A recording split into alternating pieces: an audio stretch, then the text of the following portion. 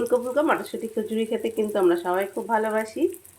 কাঁচা লঙ্কা আর আদা দিয়ে ভালো করে মটরশুঁটিটা বেটে নেব। সামান্য একটু তেলে হিং ফোড়ন দিয়েছি, মটরশুঁটি বাটাটা দিয়ে দেব,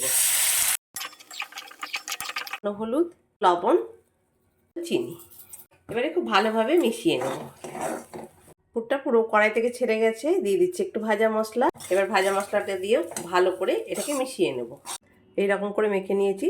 এবারে এটাকে রেস্টের জন্য ময়দার লেচিগুলো করে নিয়েছি, আর মটরশুঁটির পুরগুলো আমি এরকম গোল গোল করে করে নিয়েছি। পুরগুলো লেচির মধ্যে পুড়ে নেব, খুব ভালো করে পুড়ে নেব একদম।